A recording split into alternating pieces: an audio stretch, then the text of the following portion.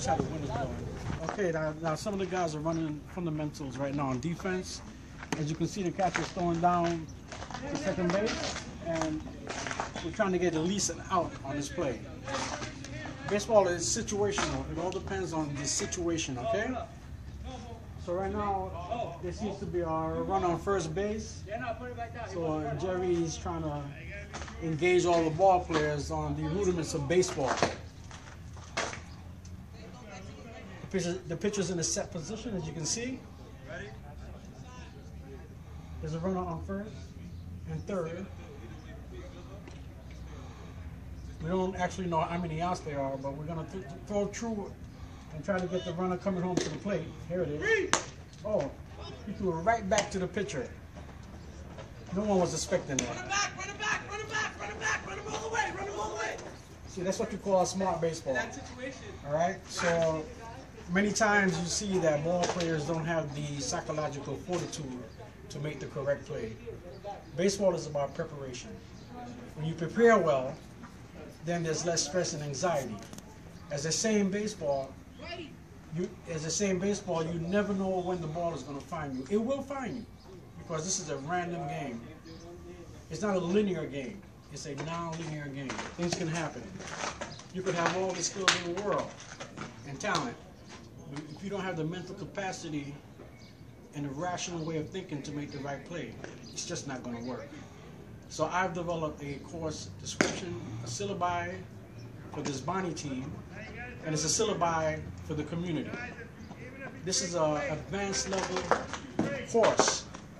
Now, the word student is going to be synonymous with player. All right? This baseball field is a classroom setting. This is a battlefield. This is not a social event.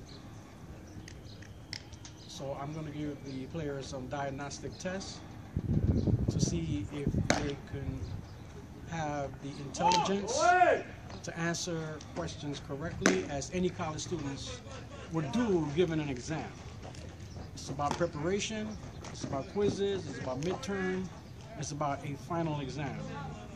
I'm here to breathe intelligence into these players that comes from within if they're willing to listen. How do you take it to the next level? Well, I've seen major leaguers made bad mental plays, and it makes me wonder how they made it to the majors. No pun intended. That goes to show you that they had raw skills but didn't have the mental fortitude, nor the mental training to be able to evaluate certain situations that happen to them on the field. So what's your background as a ball player? I started with the Bonnies, Yes. played 12 years. I went to college locally, played D1 at Brooklyn College. Unfortunately, I hurt my second year pitching, and that was the end of my professional aspirations, but I transitioned right into coaching, and since 1989, I've been coaching. They've had me back, and I've been coaching ever since.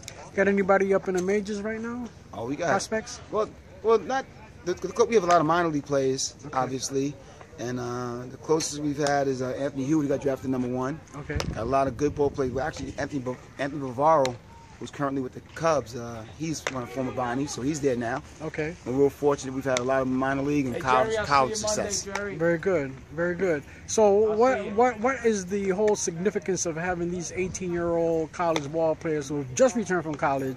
What is the significance of this organization in terms of developing their skills and talents? Well, you said it right. We're one of the premier, I say, in Brooklyn, and I put us on par with any team in the New York area, tri-state area, development, retaining ball players and talent, and develop them to be the best ball players they possibly can, not academically and athletically. Not just in school, but I mean in school as well. That's the most important thing. So you consider the Diamond a classroom setting?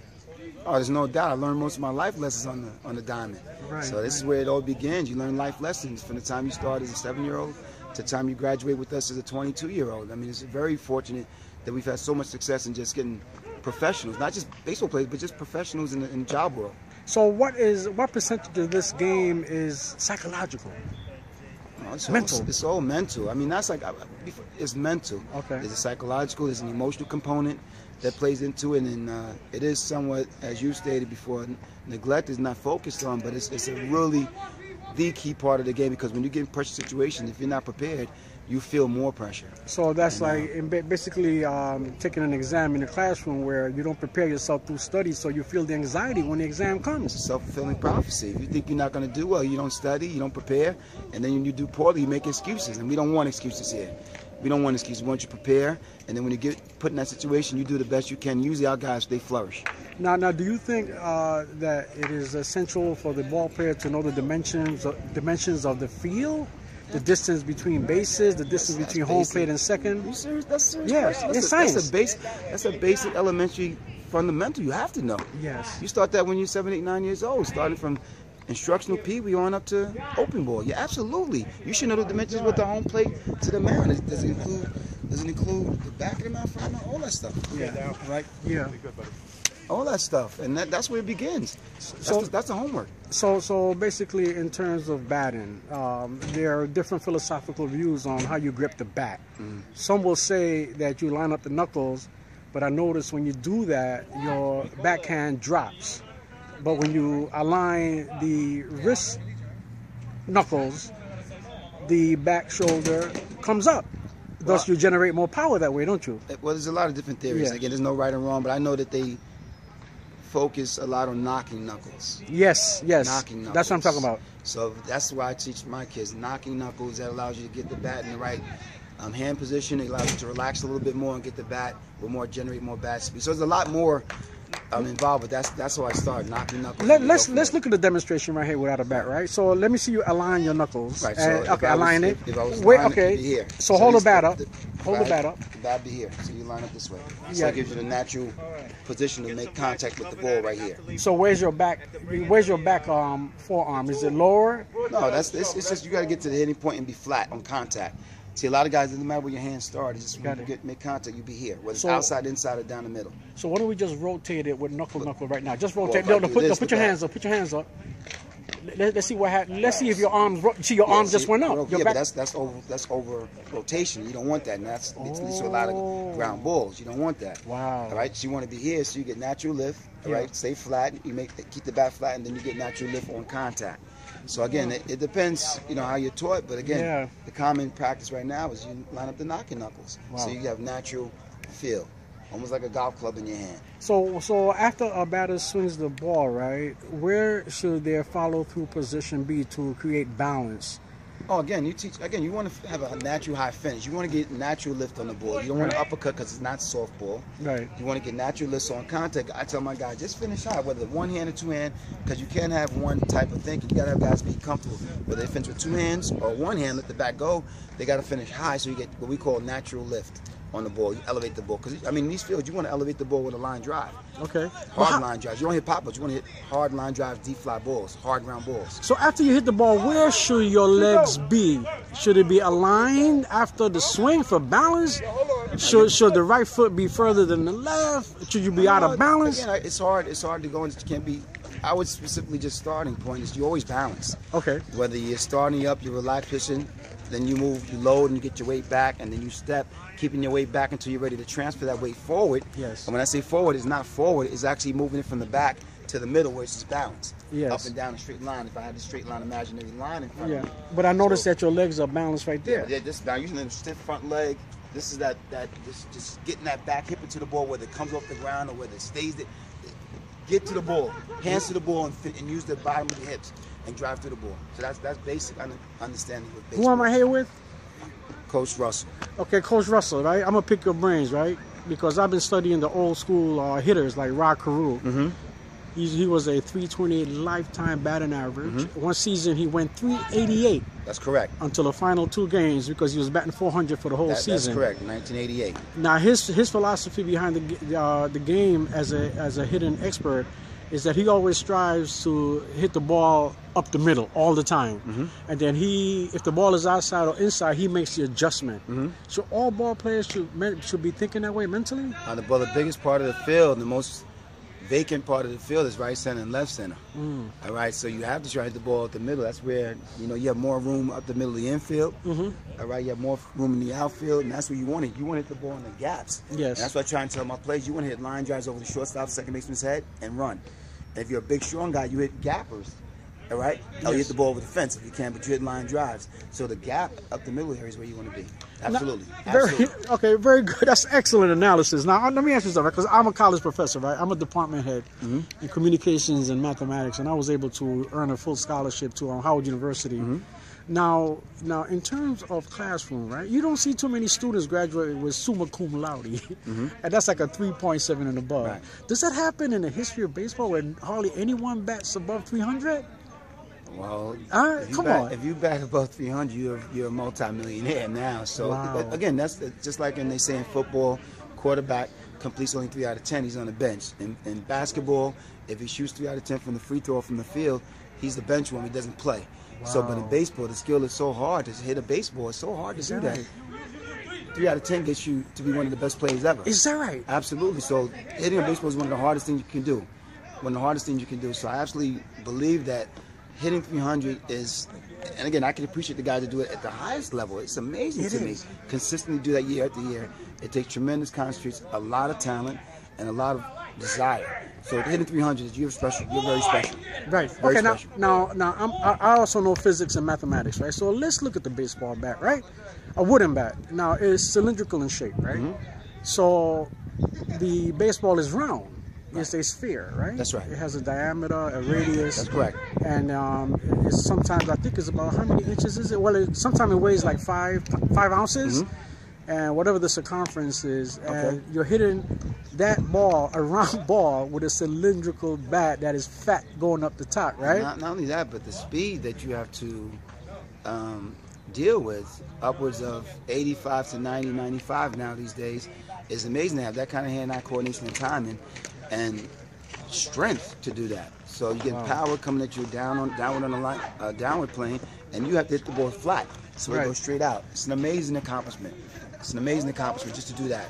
So what do you think guys like Tony Gwynn and Rod Carew did, man? But listen, their eyesight, playing the game for so many years, their eyesight has to be off the charts because they can recognize the difference in pitch speed, pitch level. All right, so they recognize that before anyone can. Again, you have a little less than 2 seconds to recognize that. Is that right? 1 second to recognize by the time the ball comes into the home plate. So what I'm saying is, they have the ability to not only have good physical skills, but their mental preparation and their emotional stability to not get too high or too low, to stay focused in that moment and hit the ball with consistency is that's why they are who they are. That's why they're superstars. Do you think it's important designing the course syllabus for this particular team, right? So student, player, they're synonymous terms for me. Now, I'm going to have the players look at some old school YouTube of the 1954 Brooklyn Dodgers over here in Ebbets Field against the Yankees. That's the year before they won the World Series, so 55. Exactly. They went in, because I grew up in that area on Sullivan and Rogers. So basically, I saw Roy Campanella. I saw P.V. Reese, short, Jackie Robinson. The great Brooklyn plays, right. Gil Hodges. I mean, these are like guys that went on to manage baseball teams. And also Joe Black started that game, a black pitcher. Now, basically, I want them to see how the game was so respectful back there, because when you play left field or any of the positions out there, they left the gloves out there for the other teams to use the same glove. Which is just an incredible thing. Yeah, it was a little bit of the old charm, nostalgia to baseball, how the game was played way back when. Things have gone forward. We have had good progress, but there's some history and culture that some of these kids do lack these days, because they're very... Again, they get a lot of information quickly now, a lot more access to information with the internet. That's right. But old school coaches make them realize of putting their gloves together when they come in the dugout, picking up the teammates when they're the last guy who made it out on the field. And I think that charm of baseball still does exist with the good coaches that can recall back in the old days. So I teach that. I think a lot of the Bonnie coaches do a great job with that. We could always do better. But I'm an old school guy, so I believe that. I wear the high socks. I know about... there it is. Wearing the uniform the right way and making sure we maintain the integrity of the game. Let me ask you one more thing, because I'm picking your brain, right? Because it's a sunny day. Yeah, one more. Practice. I know. Now, I saw footage of Ozzie Smith. Oh, the greatest shortstop. The acrobat at shortstop, right? That's right. Now, you see this wall right here? Yes, sir. You see this wall right here, right? Did you know that Ozzy used to throw the ball against the wall and pick them? Did you know that? I did the same thing when I was growing up. We call it stoop ball. We call it wall Stoop ball, that's right. So we could work on our reaction and fielding bad hops off the wall. Absolutely. Okay. Yeah, I brought my son up the same way. Took him to the playground, and we call them handball courts. And I don't think these kids realize that now. And you throw the ball against the wall and work on short hops. Yes. Work on fielding, moving left and right, lateral movement. Yes. And that's what we did way back then. So that's the great drill that we still do inside the gyms here in Brooklyn. So we still maintain that fun part of the game. Okay, Coach, it's getting windy, and I don't want to get any microphone pop. So we're going to do a part 2 today. I appreciate you. We're going to do a part 2 of this. Study. Thank you. All right, thank you. All right. All right. So, Okay. So the pregame routine for the pitchers is we're going to do 12 sprints, right? 3 sets of pickups, right? The pickups, the way we're going to do is get a baseball going. Right, so we're gonna, different teams do pickups in different ways, right? The way we're going to do them is very simple. Brian, put your glove away. You're not going to do them with gloves. All right, just move away for a little bit. All we're going to do, this is the way we're going to do the pickups. So just roll it over there, hand it to me, roll it over there, right? All right? I'm going to do 50, right? Okay? Everyone got that? Yeah. No gloves. I don't want to see you guys 15 feet away. And that's the way we're going to do the pickups. We're going to do 12 sprints, do 3 sets of pickups, and then we're going to get into the PFPs, right? So the things we're going to work on in the PFPs are pitcher covering first, right? So we use a pitcher. This will just be the pitchers. So there'll be a pitcher on the mound, pitcher at first base, right? Pitcher catching, right? If Orlando's there, then he'll be running it. Right, otherwise, you'll be running it yourselves, right? Right. All right. So we'll do pitcher covering first. All right. So each pitcher will do. We'll go around 5 times pitcher covering first. Then we're going to do ground ball back to the pitcher with a runner on first. Turn to double play. Right. Do 5 of those each pitcher. All right. Then we're going to do pickoffs to first. We also work on stepping off. The pitcher comes to a stretch, either just do a regular pickoff to first, all right? Or the pitcher covering first will say step off. Pitcher will step off the mound like we did in the drills, right? All right, so we'll do pitcher covering first, and then we'll do pitcher fielding butts. Right, so those are the things we're going to do. We're going to do them every day before the game. Right, so we're going to do 12 sprints, 3 sets of pickups. Okay, ground ball to pitcher, ground ball to first, pitcher covering first. Ground ball back to the pitcher, we turn double play. Pickoffs, we'll do the pickoffs to first and second. Right, we'll do something to first, we'll do something to second. Right, work a little bit on the daylight play. All right. And then we'll do pitcher fielding butts. So has everybody got that? All right. So while we're taking infield, let's get that started. All right. All right. So Orlando, you go with the pitchers. Yeah. All right. Chris, you run things. All right. Okay. Get a few baseballs. Go out in left field. All right. And we'll get. Just one other thing before you go. So what we're going to do in terms of the inter-squad game. Everyone will get an opportunity to pitch. 1 or 2 guys are still trying out. We'll give them 2 innings. The guys that are already on the team, probably 1 inning each, all right? Okay? So, Bogan, you're going to start for 1 team, pitch the first 2 innings. Yes? All right? And Jerry, you're going to start for the other team, pitch the first 2 innings. And everyone else will pitch 1 inning, right? Got it? Okay. All right, so Chris, let's get them on the outfield. Let's get started.